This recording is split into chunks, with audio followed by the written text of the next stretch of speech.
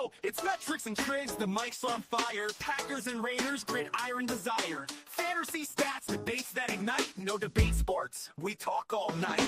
Triggs throwing shade, arguments ignite. Metrics crunching numbers, playing it right. Raiders in the black, metrics repping the shield. Triggs yells, Green Bay, he's head revealed. Fantasy drafts, stacking the racks. There it is. Metrics got charts, Triggs talk smack. Who's MVP? Who's the real GOAT? Triggs says something about wrestling, Metrics takes notes. No debate sports, we bring you the facts. Metrics and Triggs got the sports world in whack. Stats, numbers, video games, the belt buckles, and however you hack. Oh, fantasy football drafts, we got your back. And with that, I'm Steve Metrics. That's your boy, DJ Triggs. And that's No Debate Sports. We are back going into the final week of the NFL season. And we wrapped up our fantasy football season, Triggs. And we weren't in the final championship or anything like that. But hey, you and I, we both made top 8 in a 24-team fantasy league. Pretty cool. I worked my way up to 5th. You're still rocking the 8th spot, but we're in good position going into next season. So pretty cool stuff, pretty successful. What did you learn about your team with kind of like how you stacked it? What did I learn? Don't trust Las Vegas Raiders wide receivers. Yeah, I would have told you that way back when if you would have asked me, good sir. Geno Smith's a bum. Wow. Yeah, I didn't expect to hear that from you, but okay, that's what I've been thinking the whole season. Tight ends don't matter. Unless you have one of the top 5, they don't matter. I had 2 of the top 12, and they worked out very nicely for me. Yeah, 2 of the top 12. See, that's what I'm saying. Unless you have a top tight end, it doesn't matter after that. Get your tight end as early as you can if you have the guy you want. I think I took Kittle in round 2, right? Yep. I'm pretty sure I did. Yeah, because I was kind of looking at how things were shaping up going into especially our draft and where I was positioned and what I was thinking, what I was learning from kind of what people were saying. I was like, the planets are going to align that no matter what I do, George Kittle in round 2 is going to happen for me. So that happened. And not only George Kittle, but Jake Tonjes, his backup, having that handcuff was just so cool. I enjoyed playing with both of them this season. Yeah. I mean, there's other things, but basically the main gist of fantasy is none of it makes any sense. I don't know anymore. I don't know. I kind of feel like I went through a lot of this season making sense, but for me, 2 of my higher younger player picks really kind of came out to be major busts. And I still kind of made it through the season. One of them really tailed off towards the back end. And then one of my guys was just pretty much out of the gates good and then played against Philadelphia, got annihilated, and just was never right pretty much the rest of the season after that. And that was Bucky Irving. So I liked Bucky Irving. He went down, and then kind of so did the Buccaneers offense and just winning mojo after that. So I lost him. He was a guy that I originally handcuffed, and then I broke away from that. And I just never could recover the Tampa Bay offense, really. I think I maybe had one good game here and there. Defense was okay, but if you watch that Buccaneer offense or defense actually in real life, their secondary is atrocious. I think that game next week is going to be pretty significant between the Bucs and the Panthers. You like the Panthers a lot. I saw them a little bit. I like them too. But I don't think Tampa Bay is playing good football at all, man. It's really rough seeing that. And then the other guy that I liked a lot going into the season who kind of played well and then towards the end got hurt. And he was kind of a middle of a draft kind of player that I firmly believe in. Rome Odunze just seemed like his body just broke down.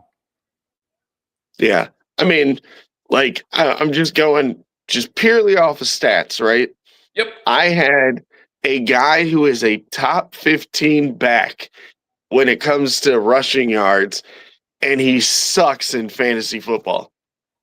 This is what I mean by nothing. I have no idea about fantasy football anymore because I picked the right guy, Tony Pollard. Tony Pollard has 1,000 yards. He has 5 touchdowns. His numbers are comparable to DeAndre Swift, Breece Hall, Chase Brown. Yep. And guess what? A guy that just came out of completely nowhere, Rico Dowdle, is in front of both of them. Jeez, man, that's weird. Yeah, it's kind of weird how that Titans backfield kind of shook the way it was. Yeah, I think teams didn't take Cam Ward as seriously as we were kind of expecting. And maybe that's. But think about this. I got to the point where I dropped Tony Pollard. And nobody touched him. But it doesn't make any sense. Right. He's literally the guy that I kept in front of him, DeAndre Swift, is 14th in the league, and Tony Pollard is 15th. What? That's crazy. Yeah, I never went back to Pollard this year. I mean, I was kind of kicking around in the preseason. I remember hearing the preseason hype from a few people. You were one of them as well. But I got burned by Pollard a few years back. Might have been actually last season with the Titans. But the crazy part is, I was completely right, and I still dropped the guy. And like you said, not a soul touched this dude. He is 16th in carries, 15th in yards, 4.5 yards a carry. Yep. And nobody wanted this guy. And I was more content with Devin Singletary, who I ended up dropping, and still that guy had a crazy game on Sunday. I don't understand fantasy football anymore. Like, there's no one can explain it to me because it's just whatever, just Now, mind you, he did go for 161 and 2 touchdowns against one of the best running defenses in the NFL. I don't understand it. Against Jacksonville. Yeah, it's wild. No, he did it against Cleveland. Oh, he did it against Cleveland. Interesting. He did it against Cleveland. Gosh, and then 100 yards against San Francisco, 100 yards against Kansas City. Like, please explain. Please explain. I don't know what to make of stuff like that.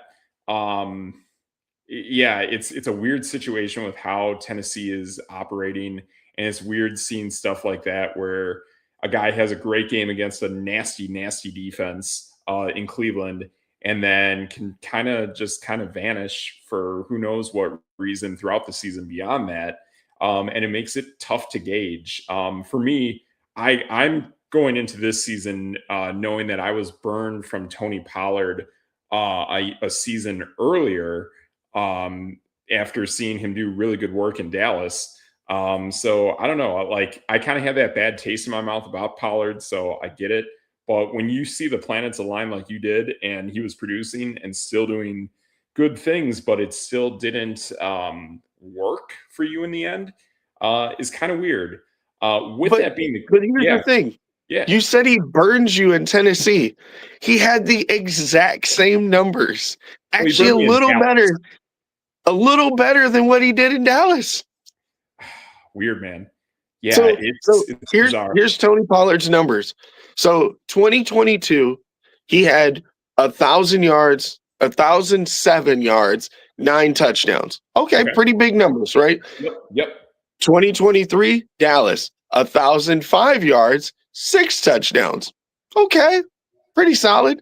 Yep. Last year, 1,079 yards, 5 touchdowns. This year, he's probably going to have his most yards ever at 1,034 in one game. So as long as he gets 45 yards, he has 5 touchdowns. This is statistically his best season ever, and nobody wanted him in fantasy football. Yeah, I think the Titan factor kind of played into it. I think that's a weird thing. I do think next year it changes though. I do want to spend time really looking at the Titans games. I did see a interesting steady increase in Cam Ward's production throughout the season. And I think that's going to benefit Titan running backs going into next season. Is Tennessee going to take that next step up and just leapfrog their way up the NFL podium and kind of be at the top of the AFC South? I think they'll be close, but maybe not. But when you get that, that can relieve some of that craziness and some of the things that you're like, why are these Titan running backs not producing? I think we're going to get that next season. But it's a big ask, to be honest, going into year one of a rookie quarterback who Cam Ward is good. I'll give him that. I think he's an alpha, to be honest. But yeah, the Tony Pollard stuff is weird. I got burnt by him in Dallas under Mike McCarthy. That is something, though, I would watch. And I think it is very possible that the Titans hire Mike McCarthy next season. If that's the case, I mean, he has Tony Pollard, which he had in Dallas. I would very much stay away from that because McCarthy does not run running backs well. So be careful about that. That's my advice going into next season is watch who becomes the head coach of the Titans. And watch where Mike McCarthy goes as a head coach. I think he'll definitely have some solid options going into next NFL season. And if that's the case, his running backs typically underperform because he's putting so much emphasis on the development of the quarterback. So that's kind of what I'm seeing there. But I do have something cool that I've been thinking of.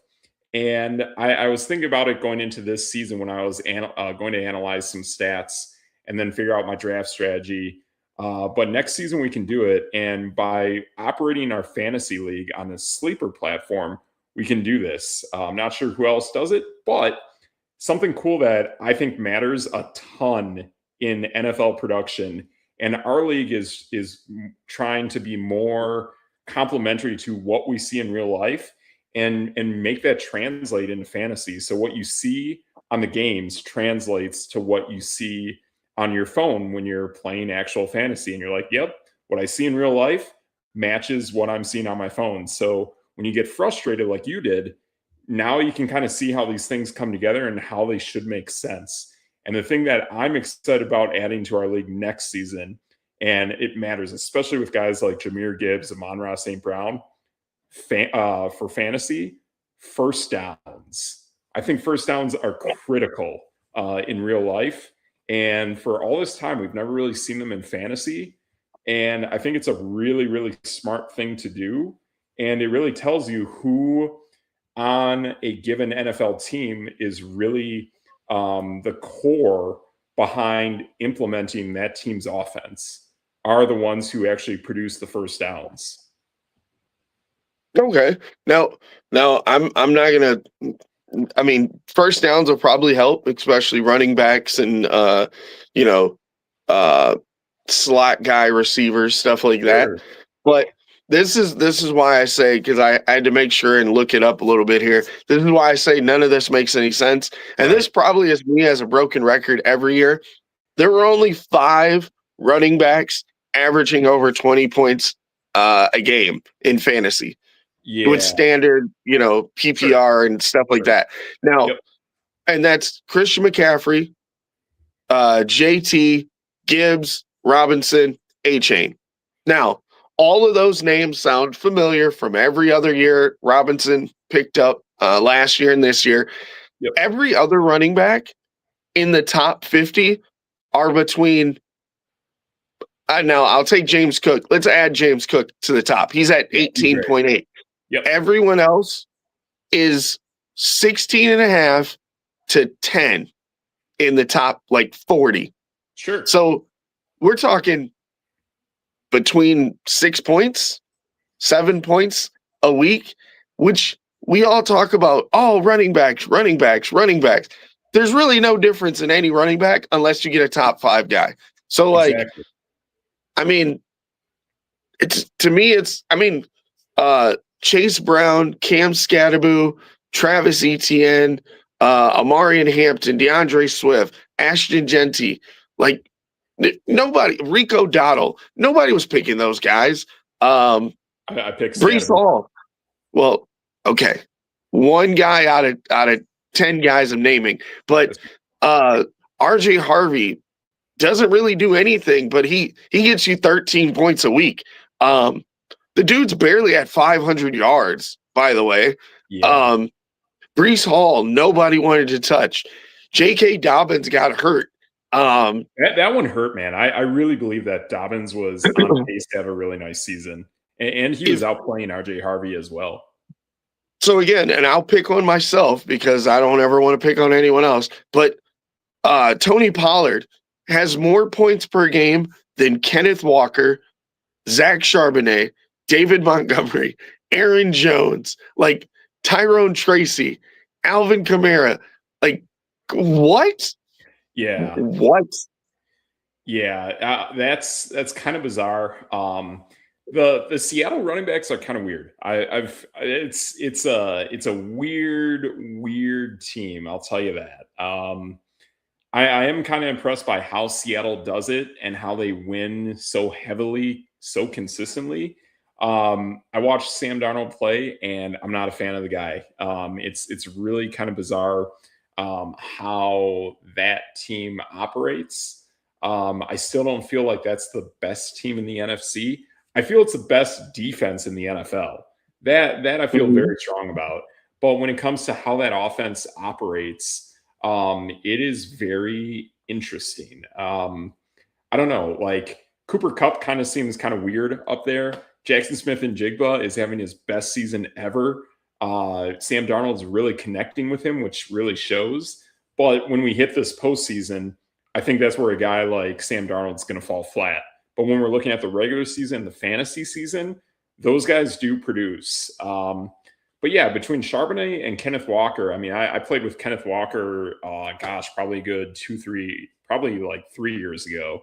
I like him. He gets some really bad injuries though, and he can miss some real time, which hurts. But yeah, it's kind of interesting how those players shake up and how they don't really produce with the numbers that we're really accustomed to. And I don't know. I know the Tyrone Tracy stuff. I know the Cam Scadaboo stuff. I know from my own insight, from what I played with, I committed hard to the Giants this season, and it actually worked. I do feel that the Giants' offensive line is one of those stronger offensive lines that you can play with going into next season. I see the production of Jackson Dart being incredibly strong, considering he's missed time as well, and he's still a top 15 quarterback, which is really cool. And it's a team that gets back Malik Neighbors next season. So the air game from the Giants going into next year, Theo Johnson's in that as well. The Giants are a very sneaky team that you can get some crazy big value from for next year in fantasy, because these guys are going to be on, they're really going to be on the low because this is a team that only have like 3 wins this season. So I'm glad you said Jackson Dart, because that's where I was going next. Sure. Speaking of nothing making sense, you said he's top 15. Yeah, he's 14th. Between Jackson Dart at 14 and Josh Allen at number 1, 5 points a game. Right.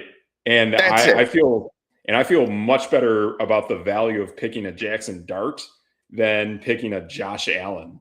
And I mean, you pointed out, I mean, we've seen the dud games towards the end of this game on Sunday against Philly. Man, he looked beat up.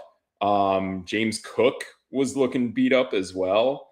I enjoyed seeing Brandon Cooks in that game, though. That guy made some big-time catches for the Bills. That was pretty cool. But, man, there's something with this team that really doesn't feel right. And again, too, my intuition is really making me believe that when this team, well, here's where it gets interesting, is if they lose Joe Brady, would they snap hire Brian Daboll immediately and say, hey, Daboll, do your thing. Let's keep on cooking with James Cook and Brandon Cooks and make Josh Allen work into it as well. I think that could kind of save the grace. But if they lose Brady and they don't hire Daboll, I think this team could really take a nasty nosedive, which probably ends up getting Sean McDermott fired if that were to be the case. Right. Now, I'm not going to go into details about quarterbacks and offensive court, but rounding up numbers, 7 quarterbacks in fantasy are at about 20 points a game. So basically, you could be like me, get Jalen Hurts pretty late on the dial. And hey, you got a top 10 quarterback. Now, mind you, there were guys at the end that I liked a lot, like really liked a lot. Even Jordan Love was back there. Dak Prescott was back there. Trevor Lawrence was kind of bad, but then got really good. Jackson Dart undrafted because he wasn't starting because it was Russell Wilson, like stuff like that. Drake May, I didn't even draft Drake May. Like crazy value at the end of fantasy drafts for quarterbacks. Now, here's the big one. This is what I've learned about fantasy football. Ready for this one, Metrics? Bring it. Only 2 players in the wide receiver region are over 20 points a game. That's Puka Nacua and JSN. Now, mind you, we really like JSN coming into the season, but I wouldn't have guessed he was going to be the number 2 wide receiver in fantasy. Mind blowing. And I was like 3 picks away from picking him. Like the way I was timing it, I was like, oh my gosh, I'm licking my chops. I'm going to get Jackson Smith and Jigba because I played with him a year or 2 ago in his rookie season, and I enjoyed the way he played back then. But I didn't see him becoming number 2. If you got him and then that value just surged up to number 2 overall, like that's killer. Now, here's the crazy part. So there in fantasy, when you were drafting your teams and nobody can tell me any different, CeeDee Lamb was a top 5 pick. Easily. And solid as well. Yeah. Devontae Adams has more points per game than CeeDee Lamb. Oh, by the way, the number 6 player in fantasy is George Pickens, who is on CeeDee Lamb's team. Yeah. What? I definitely saw the surge of Pickens, but I wonder too, if you were a CeeDee Lamb owner, would you be content with just CeeDee Lamb and not George Pickens? I think that is something I'd be concerned with. That was me. That was me. I had CeeDee Lamb. Okay. And I got him for a steal, if you remember. He literally fell to like 12? Whatever I was, 12. Yeah. And I was like, yes. Give me more CeeDee. Absolutely. And he got 15 points a game. I get it. George Pickens on his team has more points per game than he does. Yeah. For me though, that's something though going into this season. I have always thought that with him joining Dallas, that we were going to see a massive uptick in the surge of George Pickens. So if I were in your shoes and I was like, okay, CeeDee Lamb is a possibility, I would say, hey, George Pickens is getting drafted basically 90th. When that 90th pick rolls around, if I were in your shoes, I would just have that George Pickens almost handcuff. And then you could basically wasn't he on he got traded in the season though. It wasn't before the season, right? No, he got dealt before the season. Huh. Yeah. Some reason I don't remember that. Yeah, because when I was placing my preseason bets of which teams win which division, and boy, am I starting to shake my head on this. I was very anti-Pittsburgh because they dealt George Pickens before the season. And I was like, this makes no sense because Pickens is awesome. Like you need him and DK Metcalf to like make this thing take off in Pittsburgh. And then when Pickens went to Dallas, I was like, ooh, now you give him a straight up bona fide quarterback in Dak Prescott. And now you can make some really cool things. Pickens to me has always been a number 1. I thought he played incredibly well at Georgia. Just like Lad McConkey, he played incredibly well at Georgia, just like Brock Bowers. Like these guys who have been at Georgia, like they're big time wide receivers or tight ends. And it's like Pickens went to Pittsburgh and he just kind of is stranded there. Kind of like we're seeing, what's his name with the New York Jets. That's a really good wide receiver. And then we're also seeing Marvin Harrison Jr. in Arizona. Same thing. So when Pickens went to Dallas, I was like, there you go. He got his quarterback. And now he can actually start being that number 1 wide receiver, George Pickens, that we're expecting to see. The thing is, you have CeeDee Lamb. So now you have 2 number 1s. You have 1 outside. You have 1 in the slot. And then you got like a South Alabama guy that kind of runs. And does some stuff, but we also like what's his name, that Cavante Turpin. So you got some fun stuff there. Yeah, I mean, I would have taken CD just like you did, but I would have wanted to make sure I either get Pickens or probably Turpin to tandem that as well, because you just know Dallas is going to score 1 million points and their defense is atrocious. It happened right after the draft. But on top of that, I don't know who handcuffs. I don't know who handcuffs wide receivers. But again, no one would have told me that he was going to be a top 5 wide receiver in fantasy. I wouldn't have believed you. I'd say top 20 though. Yeah, I would even doubt that. He scores so many points. It's Dallas. They're going to score a ton of points. I mean, if we're going by just like seasons, CeeDee Lamb had a ridiculous season last year, and nobody else on Dallas did. So that's a scary thing to consider, is that if he's like the guy carrying the team for Dallas, now you bring in another guy who can actually do some work, and you can also bring in actual running back production in Javonte Williams. Now CeeDee Lamb takes a significant step back. I mean, if you combine Jalen Tolbert and Cavante Turpin from last year and put them together, they're at 15 points a game. I would not have guessed George Pickens would have taken all of their stats and smashed it into one. That just sounds insane to me. It's cool. That's pretty cool. And then CeeDee Lamb literally is a nobody. So like, I don't know. It's just George Pickens has 1,400. He has 1,400 yards and 9 touchdowns. Nobody could have guessed that. Like, it's insane. I would say, though, if you're going into next season and you see that value decrease even more on CeeDee Lamb, I would say CeeDee Lamb's an even better pick going into next season, because now he's seen how this offense really functions. And also, there's not too many potent slot wide receivers in the NFL. Having a guy like CeeDee Lamb on your team and kind of figuring, okay, cool, maybe this is a CeeDee Lamb week, maybe it's not, maybe. But, man, CeeDee Lamb's one of my favorite guys to play with for fantasy. And even if he doesn't produce at crazy levels, if you see him still just kind of running his routes right, doing his thing out there, being a major contributor on the offense in somehow, some fashion, that matters. Yeah, I'm just doing some quick stat hunting here. Yeah. Because something like, I mean, Pickens has had over 1,000 yards one time in his career. Last year he had 900. Yeah, he's had nobody throwing to him. I get that, but Dak Prescott is a nobody in my estimation too. He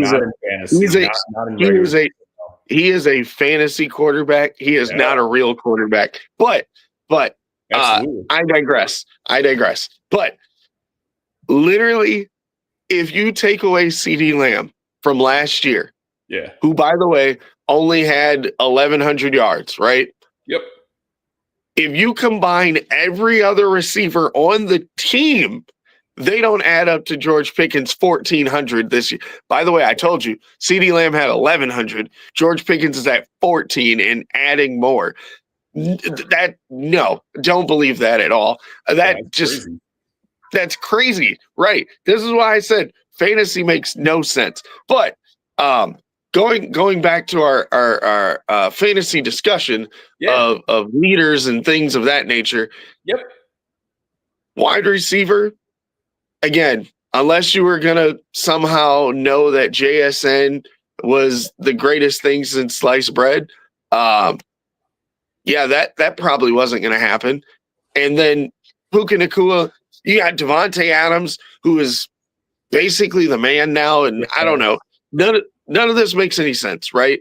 But the biggest thing you need to know about fantasy going into next year, the tight end position. Yep. Yeah. That's where I'm going. Trey McBride has 4.5 points more than the guy behind him, which is George Kittle. Yeah, I've heard a lot of stuff about Trey McBride. I think this season actually worked for him because there was no Kyler Murray. So now you could actually find Trey McBride. When you actually have an actual legit NFL measurable quarterback throwing to him, I think he's fantastic. And I think we're going to start to get that next season with whoever winds up playing for Arizona. I got a name for you that I think I would actually like to see this guy get a shot with the Cardinals. They're going to unload Kyler Murray. The GM and the head coach hate Kyler Murray. They are paying him like $50-ish million, whether he's on the team or not on the team next season. So it makes no difference. So they will get rid of him. What I think a guy who could kind of play like Jacoby Brissett played, but I give you that next level play, and I think he's the best backup quarterback in the NFL, is the guy that you guys just saw, Tyler Huntley. I think Tyler Huntley in Arizona would actually be in a really nice position to do some really good things with that team. They have nice weapons there. They have a good run game. Hopefully James Conner comes back. They got some solid running backs.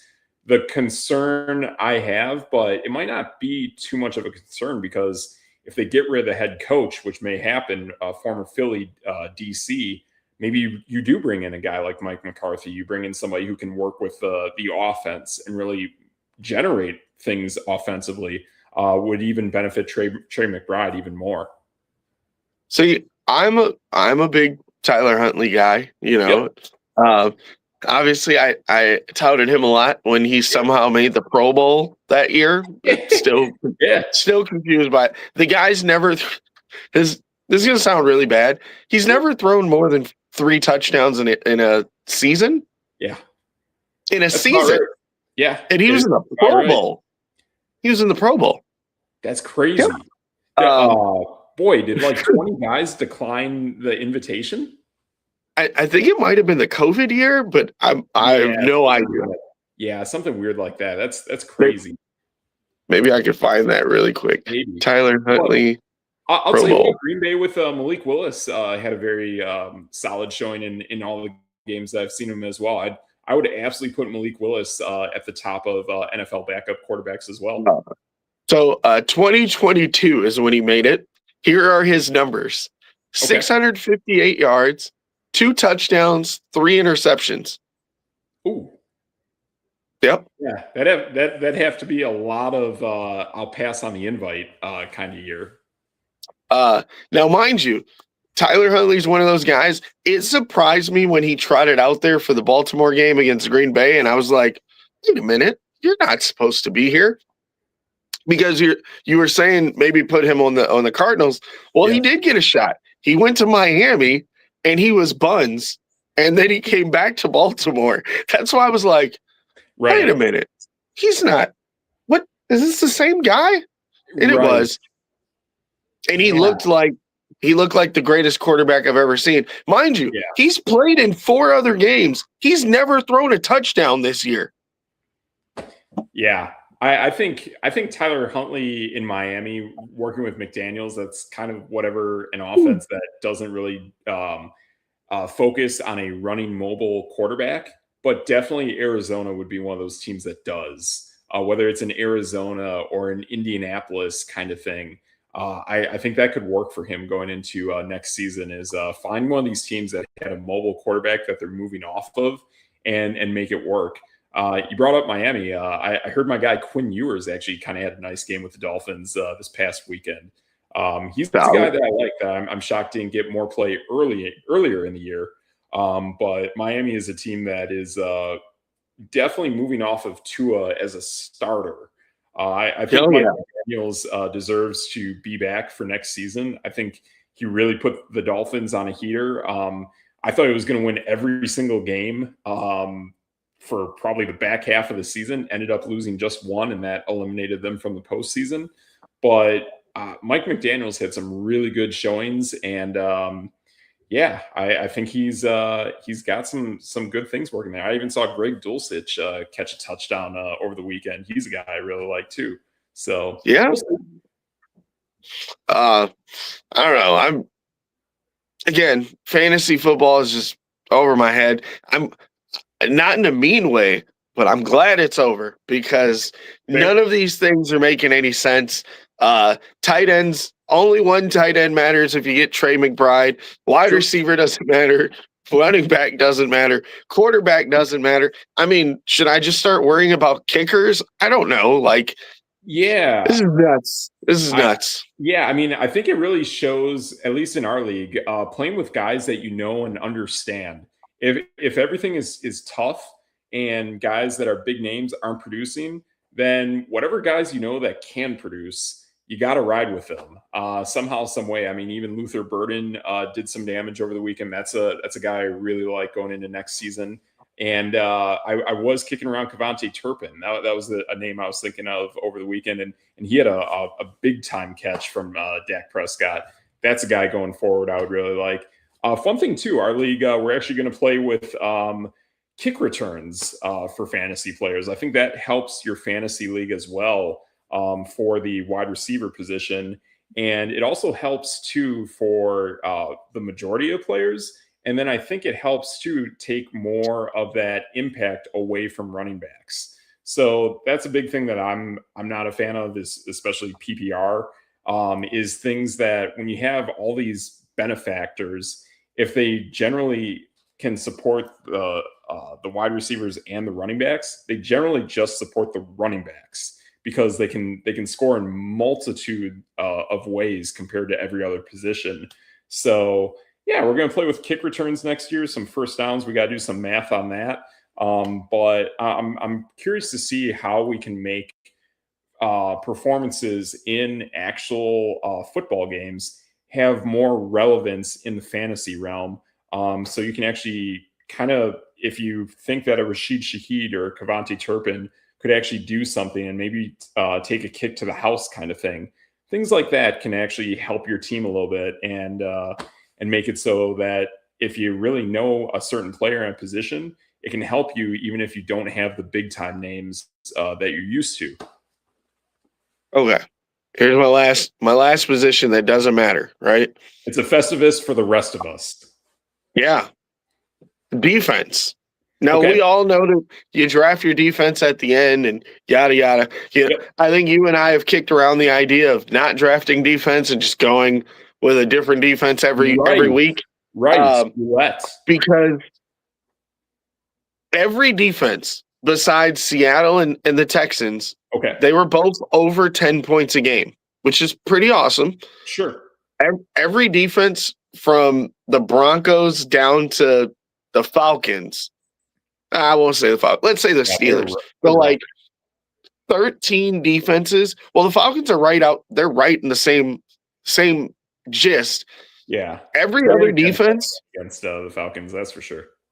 Every other defense in the top 15 averaged about 7 points a game. They're all the same. They're all the same. Yep. 3 teams were 7.8. 2 teams are at 7.5. Yeah. 2 teams are at 7.2. Yep. 3 of them are 6.9. Like, they're all the same. They're all the same. Yes. Yep, they're all the same, and I would say that's why, like, you gotta project more for the schedule than you do for like, oh, I just believe this team's the greatest thing since sliced bread at defense. I made my decision, even though I started to see them fall apart. I still got good fantasy points out of the Buccaneers towards the end of the season because in week 5, when I had the option to go with the Patriots, which probably still ended up being a good decision, I chose to stick with Tampa Bay because I saw their season end with like the Panthers, Falcons, and Miami Dolphins. And I saw that, and I'm like, I feel very confident in that. And it did work out. Like, they were all 3 games that got me like 7, 7, and 10. So I'm content with that. Yeah. I'm just fantasy, right? Absolutely. I think you're spot on with you gotta not just go with those averages on defenses. You gotta play the matchups and forecast for yourself towards the end of the season that, hey, if I can ride out my team and I can get some wins and I can still be good at my other positions, then bank on your defense for the playoffs. Yeah. That's all I can tell you is just hope for the best. Just throw your hat out there and hook somebody, get a fish hook in there and hope for the best because exactly. I don't know. Maybe you'll get Trey Lance to start and he explodes for you. I mean, he's starting for the Chargers, so I've heard Malik Willis was like the second highest scoring quarterback last week or something, and he got hurt in the third quarter. Wait, third quarter? Like end of third. Yeah. Like fourth. Yeah. Yep. What? Exactly. Like now, I'm not gonna lie. You did call that. You did call that. I called Malik Willis being pretty good. You should pick up Malik Willis for week 17, is what you said. Yeah. Yes, I did. Yes. Yeah. Malik Willis for 17 was definitely something I liked. For the fact even though the Packers kind of blew a bunch of smoke, Jordan Love did practice, which is nuts. Right. I do feel that if Detroit didn't flop and Green Bay would have not clinched going into their game against Baltimore, my gut is telling me that I think Jordan Love actually would have played. Yeah, I don't know. Yeah, because to be honest, when Clayton Tune came out there, it was we had a shot. Like we were kind of winning, and then it was back and forth. It was a blast. Yeah. Clayton Tune came out, and I was like, "Oh man, I didn't even know we had Clayton Tune." That's a rough name right there. I'll be honest. The pass run options that Malik Willis ran for the touchdown scores were beautiful. They were so well orchestrated. The way he makes his reads, and then he just kind of tucks that ball and just kind of sneaks out of the pocket, and then he's just gone. It's a work of art, man. Like that's really cool. That's up there with the greats of like Lamar Jackson doing that. Justin Fields does that incredibly well. Seeing those guys do it and knowing that you got a guy in Malik Willis that can do it is impressive. This is also a guy too that, based on how that Jordan Love contract is structured, if they like what they see and they want to make sure they got money and they can unload a guy, and it's not really an unload, it's more like, hey, let's make sure we got more money to spend so we don't put a massive contract on a guy that we're unsure about. Malik Willis is a solid guy that I think you can roll with in the future potentially.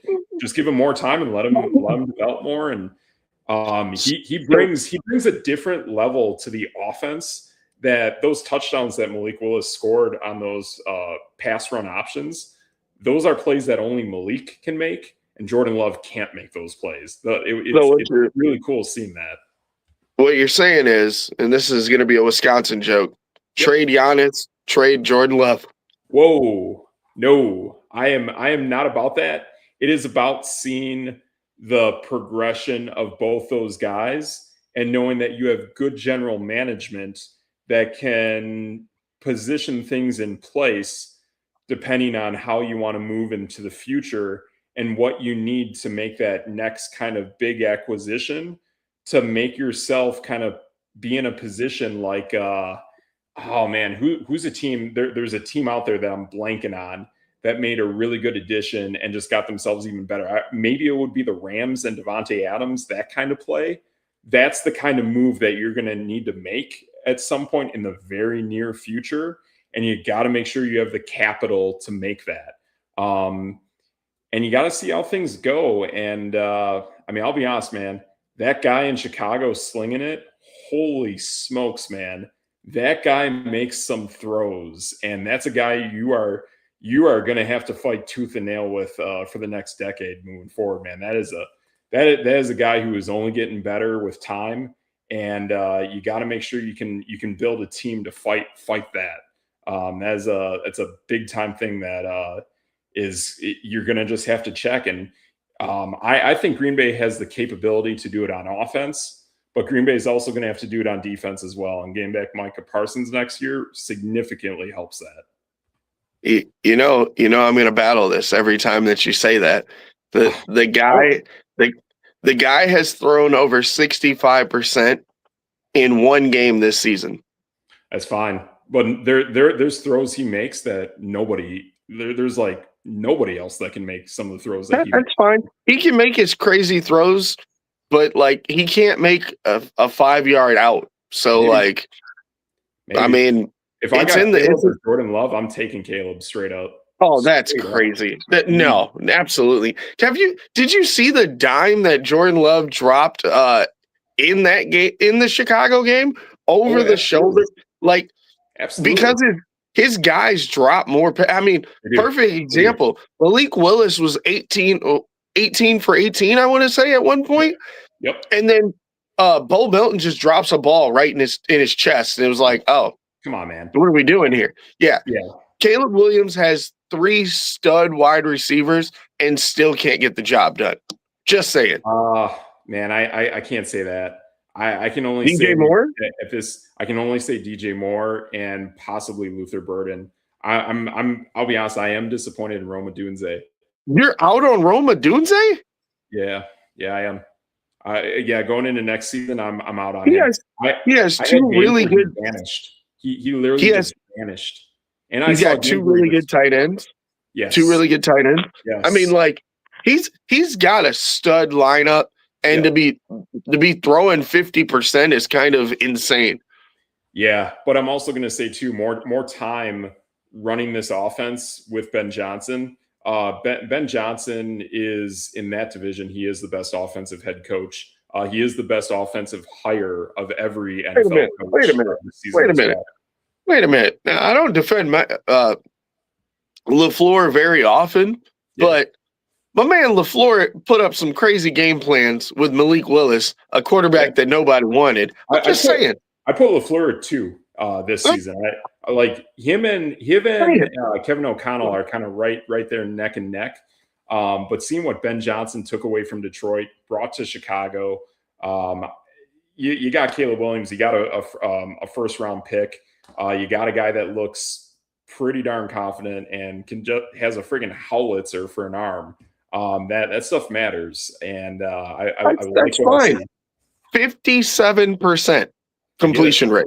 I get it. That's horrible. That is the guy. A significant step up.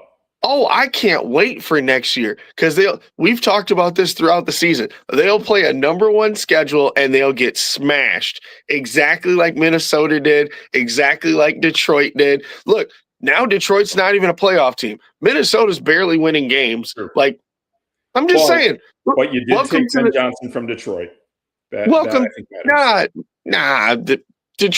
Detroit was only good because we didn't. I'm going to say we as Green Bay Packer fans, that first season where they beat Aaron Rodgers, they didn't make the playoffs. Yeah. Aaron Rodgers had 1 foot out of the door already. He was like, get me off of this team. He's been trying to get off the team. I mean, well, first off, they were trying to get rid of him, and then he won 2 MVPs, and then he's like, well, here's a middle finger. I'm trying to get out of here. Yep. So they got good when we didn't have a quarterback. Right. Jordan Love just barely came into his own, which by the way, he did. He's been in the playoffs every single year that he's been in the league. Just saying. So that matters. The Bears are going to hit that same wall. Minnesota hit it this year. Detroit's hit it this year and last year. The Bears are going to just go just like this. No.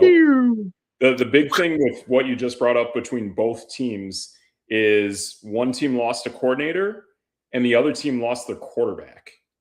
That matters. When you rip it up and you change at the most important position and coordinator of a team, you will take a step back. You absolutely will.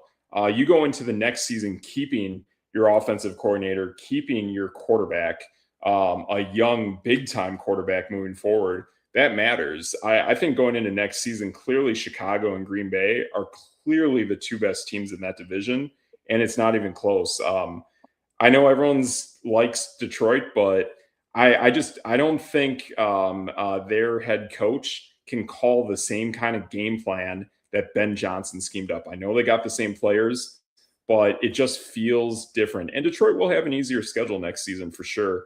But I think they're gonna be playing a 3rd place schedule, right? Yeah.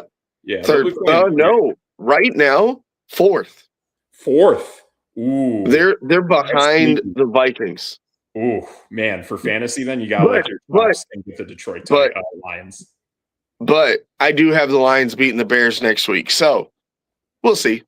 Does that game The game, okay, yeah, I see where you're coming on that. Yeah, that is a very interesting game.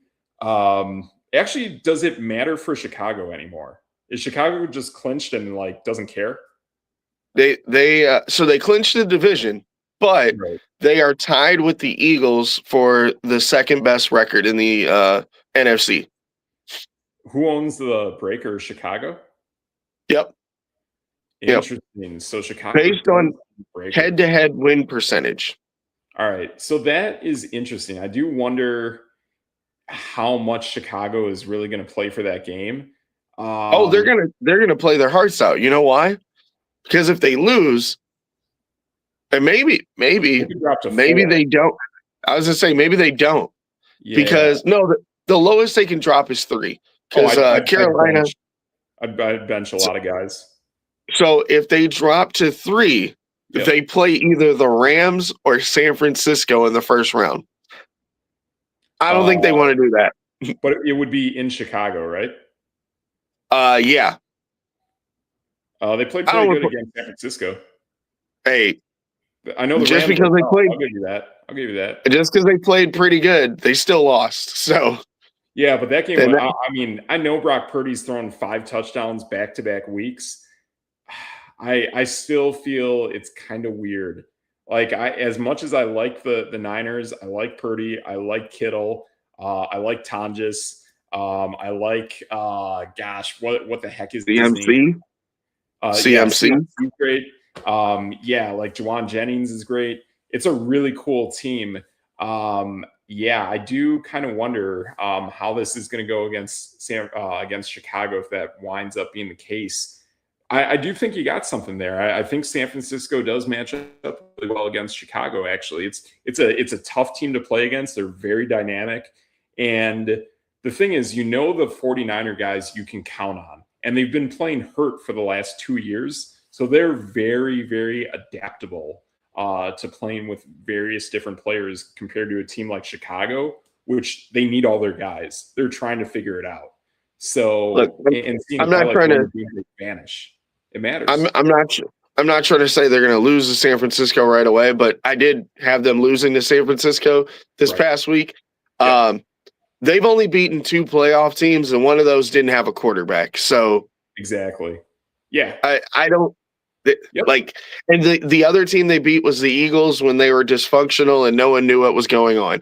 So they're going, and I've been saying this all year. They would. I thought Detroit would not just, I don't know why, lose to Minnesota for some strange reason, but I had them not making the playoffs because I assumed they were going to lose these last 2 games, and I didn't think Jordan Love was going to get a concussion and all that fun stuff. But I don't think they have a shot at playing any of those teams. I mean, San Francisco, the Rams, if somehow Seattle falls out of the division lead, I don't think they can beat anybody in the West. I think the team in the NFC in the Super Bowl, to be honest, is going to be a team from the West. I feel it looks like it.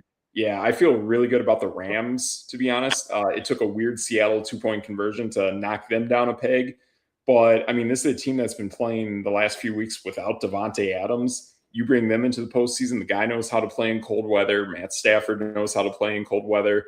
We saw a game not too long ago where it was the Rams went to, I forgot who it was, but they went to a team that played outdoors in the cold and played them really well. So I think McVay is trying to turn the page and make it so that the Rams are a team that can travel late into the season. Now, it is fun that you do pick the Rams. The Rams are the only team in the West that can't win the division. They have 0% chance and 0% chance of winning the 1 seed. So the only teams that have a shot at the 1 seed right now is Seattle and San Francisco. Seattle's at 51% and San Francisco's at 49%. Interesting. So there's no, I remember hearing, so did something happen where the Rams, I thought the Rams had a shot at still getting that number 1 overall seed, Did it the Rams. Right. So did it fall to the wayside because the Niners won? Yep. That's it. Oh, okay. Gotcha. Because the 49ers are in front of them in standings wise. Yeah. Yep. Gotcha. So let me go look at their schedule here. Yeah. I think the Rams not the 49ers can do it. So they split. I wonder if it's percentages. Let's look at that here. Yeah, it could be a divisional thing or something. Yeah, San Francisco has a better division record. They've only lost one time, and that was to the Rams. Gotcha. Everybody else, they got the tiebreaker. Gotcha. Okay. But as of right now, Seattle has 13 wins. San Francisco has 12. So, yeah, they're the only ones that have a shot. Everybody else is kind of jostling for their own position. Right. The best part about it is I don't know how the odds makers or the schedule makers or whoever, I don't know how they do this stuff, but we talk about the 49ers and the Seahawks, only teams that have a shot at the 1 seed. Well, they play next week. So exactly. So it's going to get real interesting. That's a big time game you got right there. And I think too, the thing with Seattle is also noticed, and I saw this because of for fantasy and I was watching it. I don't know if Rashid Shaheed's going to be in this game, and that's a big time playmaker for Seattle now. Yeah, that's true. And the other big part about that, again, I don't know how they do this, but the NFC South, they play against each other in the final week of the season. Yes. Man, somebody should have saw this coming. Yes. Yeah, I know the NFL always schedules so your last game of the season, they're all divisional games. Across the league, which is really cool. But they picked the right ones. How did they do that? Yeah, it's all a weird mix. It's all from that trillions of permutations that AWS comes up with for formulating the NFL schedule. So it's kind of crazy how it all shapes up. I thought it was very bizarre to see that the end of the season for the NFC South had 2 of the last 3 games of Buccaneers-Panthers. And you really called it out last season that, hey, Panthers only finished 2 games back of the Buccaneers, and we're playing some really nice games. So it's pretty interesting how that kind of plays into each other. So it's kind of bizarre how that works. But yeah, I would not be too scared of kind of, I don't know, like some of these teams at the top are kind of not real, like a Chicago, possibly a San Francisco. I still think there's a legitimacy that if Carolina gets in, you're spot on. They played a tough schedule. The NFC South was tough, and that win-loss record doesn't necessarily reflect how bad that team is. You could get a sneaky upset out of the team that comes out of the NFC South, I think, as long as it's the Panthers. To me, that Buccaneers defense is atrocious, and I don't think that's going to correct itself. Yeah, I mean, if they end up so the way it's sitting, Carolina would play San Francisco. I would like to see that. Like that's going to be some drag out football down in Carolina. Yeah, it was a game that this was kind of second week of November where they met, and it was kind of an okay game, and then San Francisco just kind of ran away with it. It would be interesting to see how that rematch takes place. Yeah, and the AFC is kind of just set. I mean, there's nothing very. Oh wait. Did those schedule makers know again that it would come down to the Ravens and Pittsburgh? Yes. That's the only spot that's really up for anything. Yep. Yeah, the 1 seed is kind of locked up. There's a chance, but so Jacksonville's at 4%. And the Patriots are at 24%. Besides that, everything else is to the Broncos. Oh, so okay. So is it because the Broncos have a head-to-head tiebreaker win against the Patriots? They have a best win percentage in common games tiebreaker. Interesting. Okay. All right. That would do it. Interesting. Yeah, I still think if the playoffs goes through Denver, That's going to be tough to beat, but it is beatable. We saw the Jaguars do it. They could go back there again and easily do it. They are a more complete team.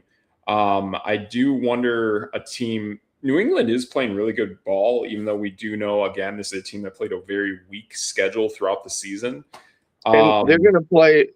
I mean, both of those teams had weak schedules, but yep. New England's playing Miami, and they're more than likely going to win. We know that the Chargers, they're not going to play anybody. So right, they're going to which is kind of weird to me because they could still move, but Herbert's not playing. It's Trey Lance. So I don't know. I don't know what's going on there. Yeah, I thought Trey Lance, his last game that he played in garbage time, I think it was okay, if I recall. But yeah, this is a team that I think you're right, still has a position to move around. And if I were them too, I'd want to try to avoid a certain cold weather destination like right out of the gates. Yeah, and from what it's looking like, they might just be stuck playing New England by the end of this. Yep.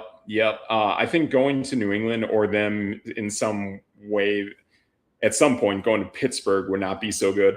I'm still high on Pittsburgh, to be honest. I think the Cleveland matchup is a tough draw. That's a team that's in division. And to be honest, Cleveland, if we really think about it, Cleveland's only deficiency is quarterback.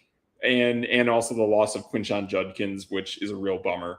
Other than that, they're pretty much complete across the board. It's a very bizarre team that had so many losses this season. When you really look at it across the offense and the defense, it's a pretty well-built team. So I don't know. I think that was a weird game for Pittsburgh to run into.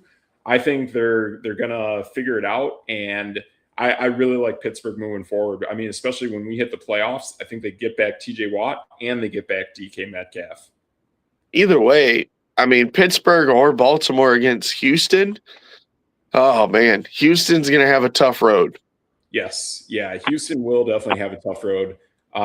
Yeah, I mean, if you have a fully loaded Raven team, that could matter. But you can throw on the Ravens. That secondary is bad, man. It's a really bad secondary. Yeah, but they're still winning games. Like they're dubbing people. So I don't know. Yeah. It could be fun.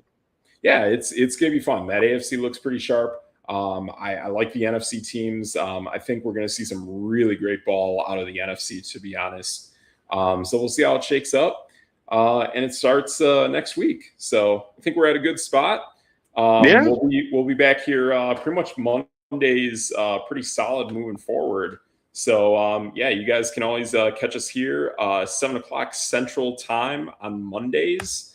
I'm Steve Metrics. That's your boy. DJ Triggs.